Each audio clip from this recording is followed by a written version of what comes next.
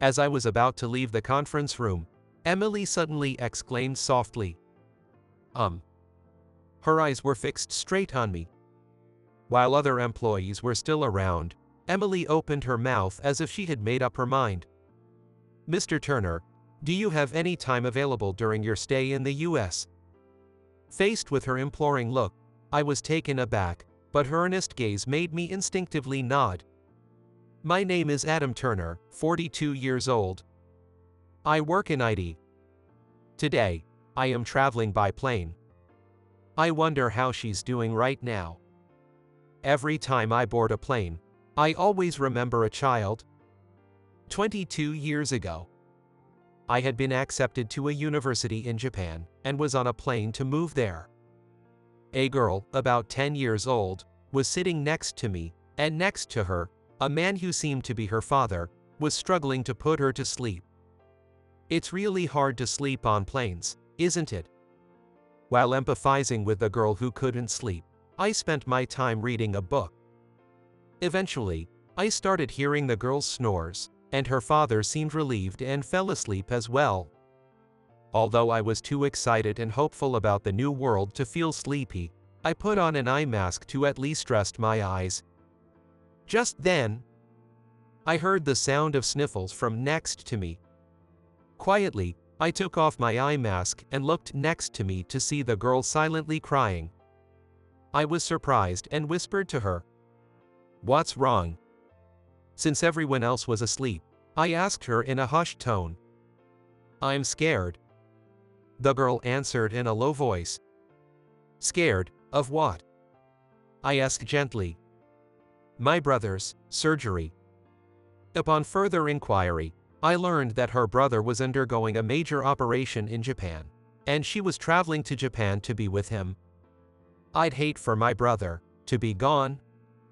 This kind-hearted girl was anxious about the possibility of losing her brother if the surgery did not succeed, and this had made it impossible for her to sleep.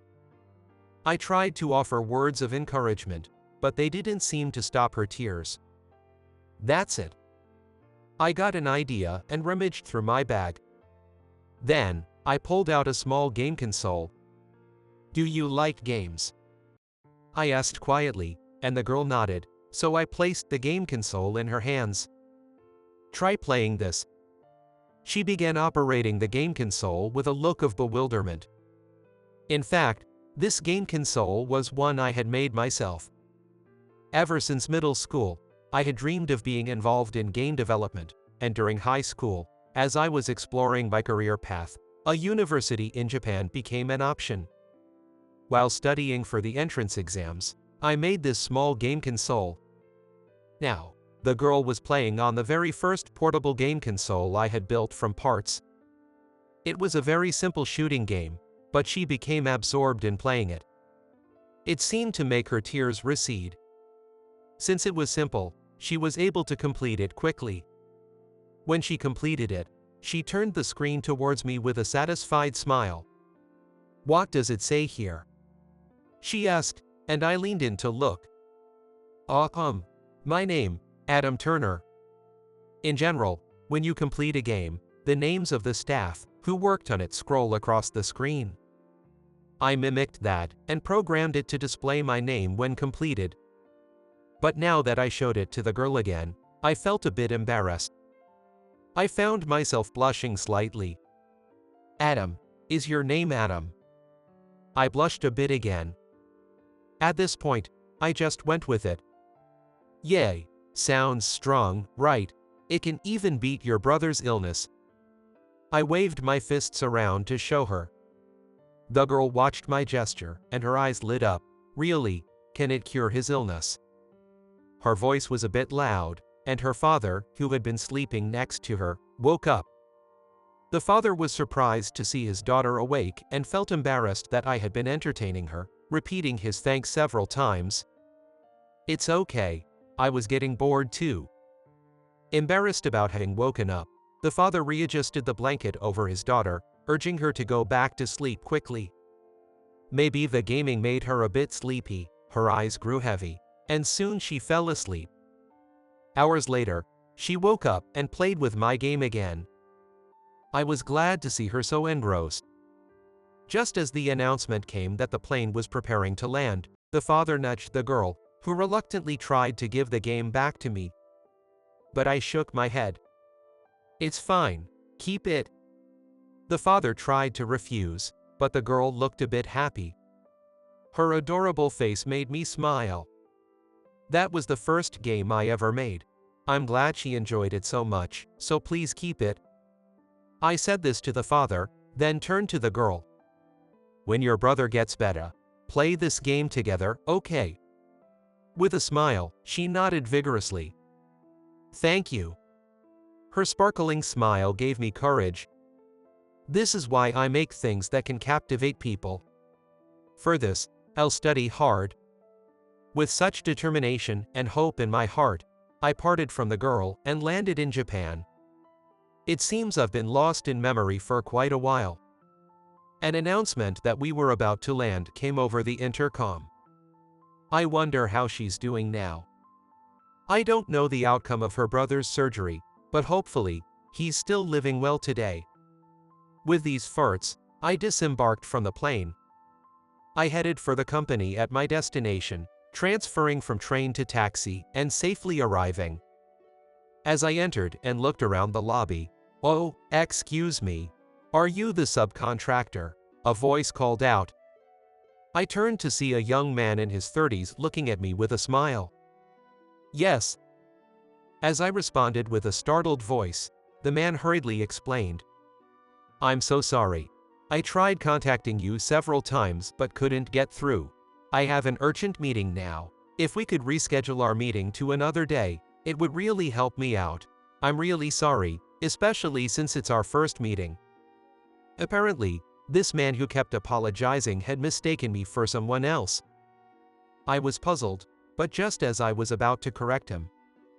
"Hey, Kevin," a woman's voice echoed in the lobby. Then, the man in front of me looked up and turned around. It seems this man was Kevin. "I told you I absolutely have to be at today's meeting." As she approached, the woman was using crutches. Despite the cast on her left leg, she skillfully moved forward with determination. She looked at Kevin with an expression of anger, yet she was incredibly beautiful. Her eyes were wide and double-lidded, with long eyelashes. Her well-shaped eyebrows formed a beautiful arch, adding to her exotic aura. While I was still in shock, a quarrel had already started between Kevin and this woman. "Emily, you just had an accident, right? I told you to take the day off. I can explain everything since I was involved too." The woman, apparently named Emily, retorted. "It's just a fracture. I said I would crawl if I had to. I was the main developer. I absolutely want to present it myself. Kevin, you go ahead with the subcontractor meeting as planned." Saying this, Emily looked at me, her eyes widening as she realized who I was, and started to panic despite her crutches. "Mr. Turner, are you here? I apologize." I quickly responded. No, you're on crutches? Please, take it easy. Are you all right?" Though I was flustered, Emily shook her head and said, "Thank you for your concern. I'm fine."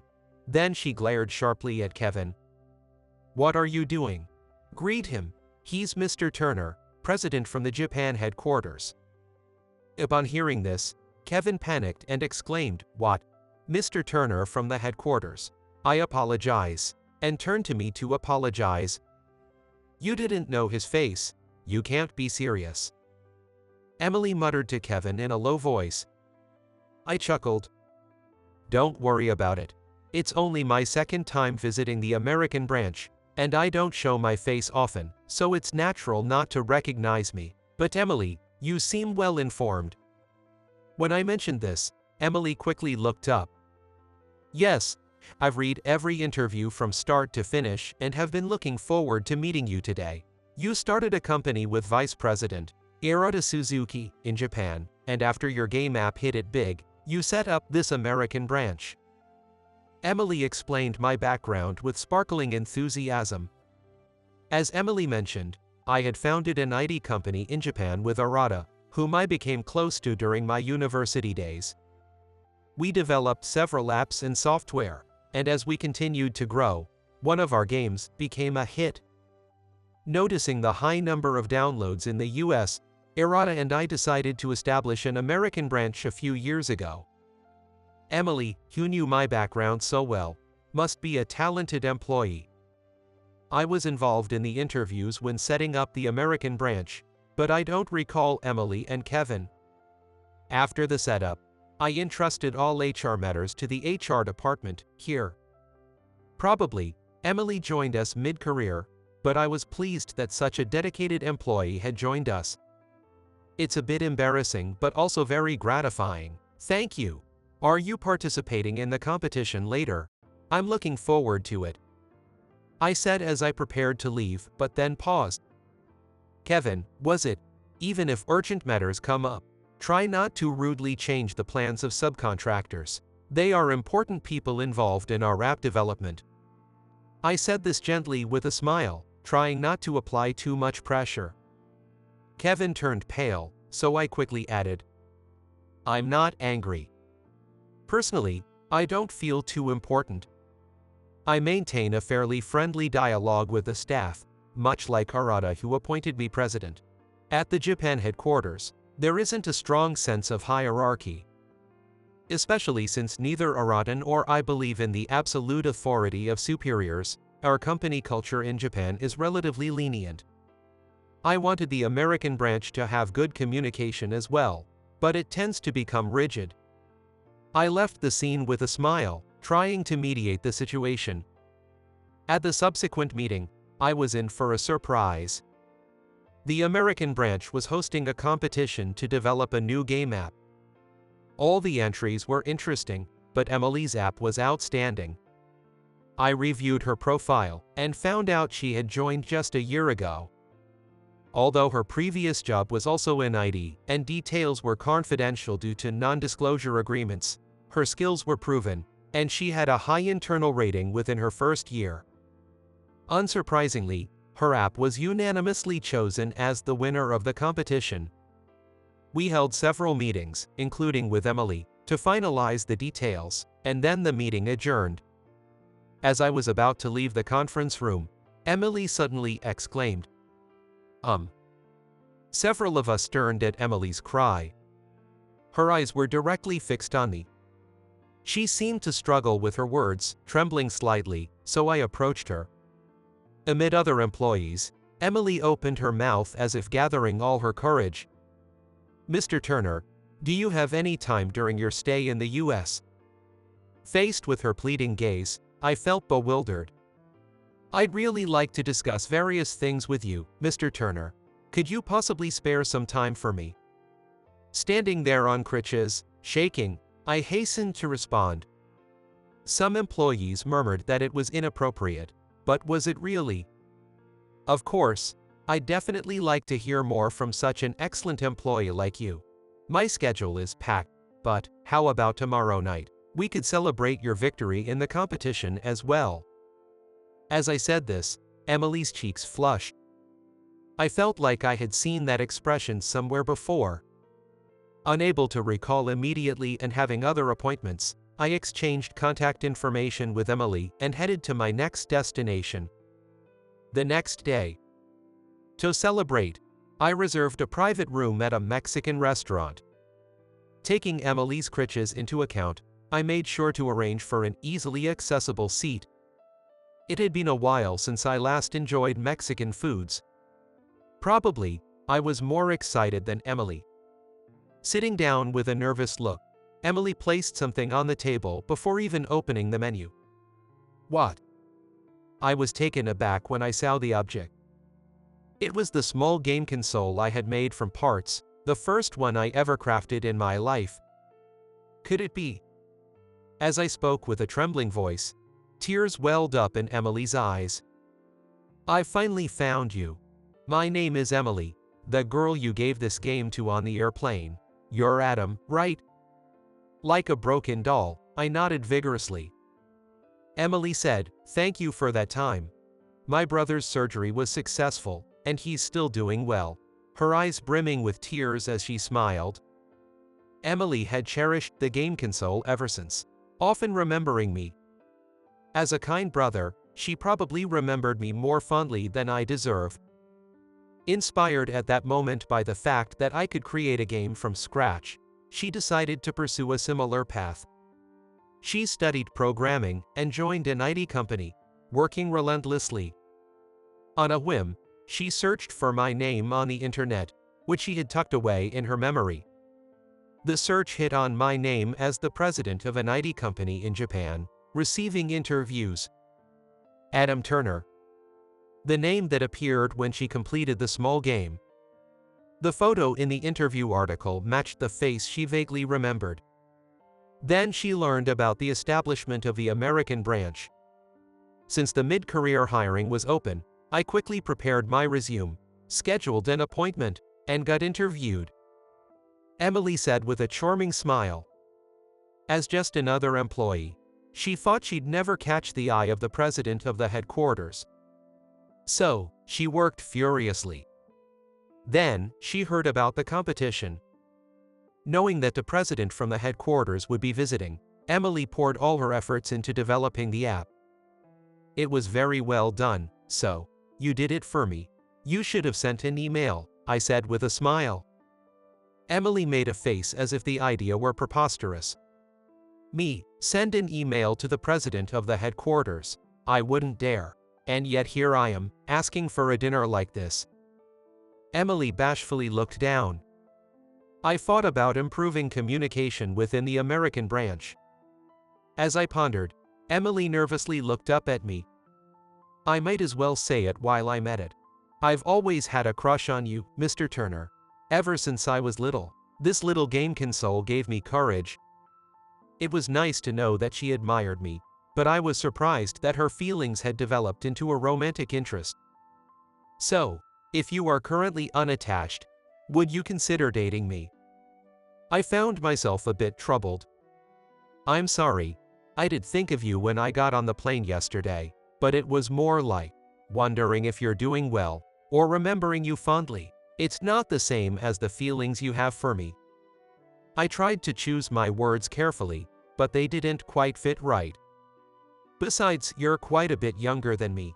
I'm an old man, and it might not be a good match. 8 years. As I stuttered and scratched my head, Emily interjected. Back then, I was just a 10-year-old child, but now I'm 34, and there's only an 8-year age gap between us. It's not that significant. Indeed, when put that way, it might just be 8 years. However, as I still hesitated, Emily looked at me pleadingly. If you're not seeing anyone, could we at least give it a try? Will you give me a chance? It was a long-held affection. Perhaps it wouldn't hurt to respond. Yet, I am a plain man who has become the president of a Japanese company but has almost no experience with women. She has idealized the kind brother from the plane too much. She doesn't really know the real me. What if she were to find out and say, "You're not what I expected"? That would hurt me too. How pathetic. I thought to myself, but this is just the way I am after 42 years, and there's nothing I can do about it. Let's start by keeping in touch then. I'll be going back to Japan the day after tomorrow, and won't be in America for a while. With the time difference, we might not be able to communicate much. During that time, if you feel that the real me is different from the ideal you have, I hope you can gently distance yourself. When I proposed this rather pitiful compromise, Emily burst into tears of joy. I regretted just a little being so kind to her on that plane. I felt guilty for having bound her to me for so long. Months passed. Contrary to my expectations that she would give up soon, Emily kept in frequent contact. Our text exchanges were sporadic due to the time difference, but there was no blame. When our schedules aligned, we switched to video calls. I'm not a fan of video calls, even for work. I don't like seeing my own face on the screen, even if it's just a small image. Yet, Emily always says handsome when she sees my face. Every time she says it, I feel embarrassed but also genuinely pleased. If I look tired, she notices even through the screen and tries to end the call early to let me rest, saying cute things like, "I'll send you some energy." Talking to her isn't very tiring, and despite being 8 years younger, we get along well. Gradually, I started to like her. I was slowly falling for her sincere affection. I became desperate to see her. 3 months later, I visited America again. I arrived at night, but Emily came to meet me at the airport. We had dinner together at a restaurant inside the airport, then strolled around a bit. Desperate to touch her, I nervously reached out and took Emily's hand. She was surprised but then squeezed back firmly. My heart pounded wildly. Feeling restless but determined, I led Emily to an observation deck I had researched beforehand, where we could watch airplanes. She came with me, sniggling close.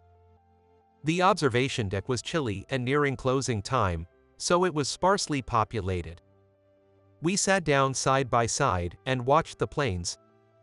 "Mr. Turner, ever since I met you on that plane, I've loved airplanes." She still calls me Mr. Turner. We're not in a relationship, so she makes a point of not mentioning my name. Initially, I felt reassured by that distance, but eventually, I started craving more and felt unsatisfied just being called Mr. Turner. I apologized for something I'd been thinking about for a long time. "I'm sorry. It's my fault for being kind to you back then, Emily. You've been trapped by me ever since." As I said this, Emily hurriedly tried to argue. I stopped her. "Unless I let go of these feelings, I can't move forward." After realizing how long I'd been holding you back, I was nearly crushed by guilt. I underestimated the feelings of a 10-year-old girl. Emily muttered, looking down. "It was all my doing. I just fell for you on my own. Just a slightly precocious girl." Her murmur made me smile a bit. "As a form of atonement, I've created an app," I said, sending the file to her email address. "Would you try it out?" Emily nodded and launched the app. There it was, a nostalgic shooting game. It was the first shooting game I ever made. Emily had been disappointed that the old console no longer worked. So, I revived it as an app. Emily easily completed the game with a few taps. I thought it would be a bit more challenging, she said with a smile, but I looked down. "What's wrong?" she asked, and I replied without looking up. "Just keep looking at the screen, please." After saying that, a small sigh could be heard.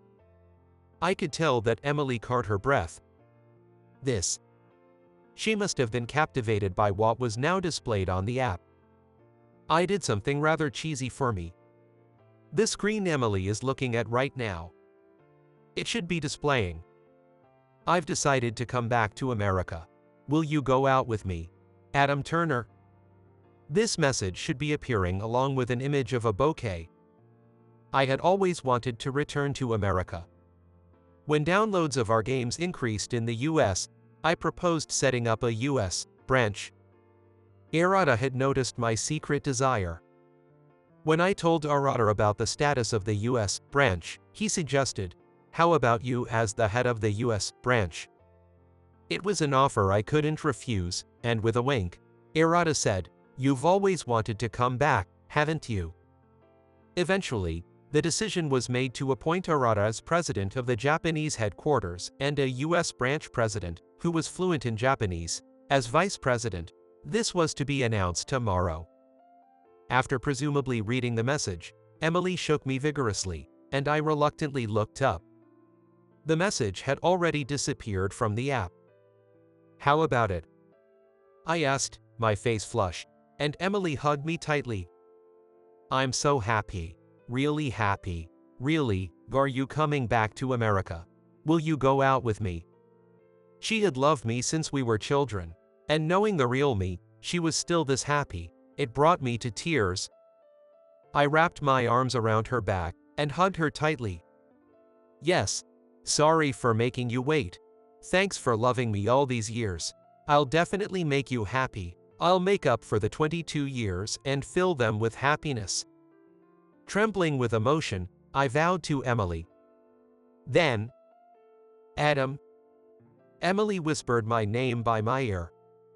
Surprised, I looked at her face. She was blushing and smiling.